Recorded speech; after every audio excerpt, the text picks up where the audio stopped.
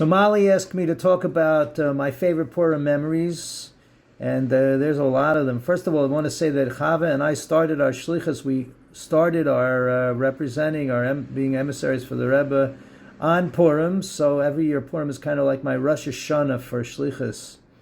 And but there've been so many things. The idea of Purim is to conquer the world and bring godliness into the world through joy, and kind of in a selfless manner, really like over the top as much as possible. So we've done some amazing stuff. First of all, just for some of them, I just had some of the musicians remind me of this today.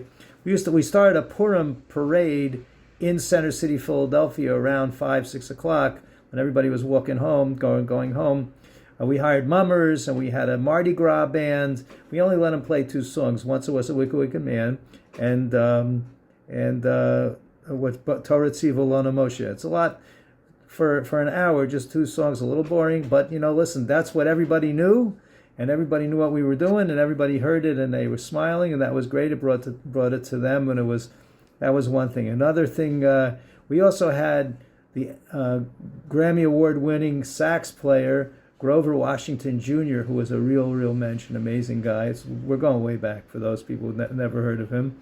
But for the altar cockers like me, you'll remember. And he came and he played Once There Was a Wicked Wicked Man, a special New Orleans arrangement with horns and all this kind of stuff. It was great. That was another thing. The television station showed up. We had Henny Youngman, again, somebody you don't know. We played with the Disco Biscuits. Those people might know those guys when they were all at Penn.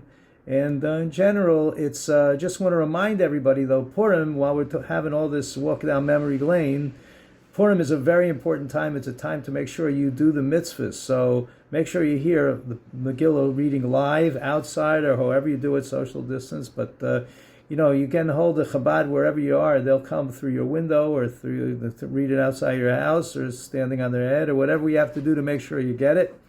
Also, besides hearing the Megillah for Thursday night and Friday, it's a mitzvah to give gifts of food to each other, mashloach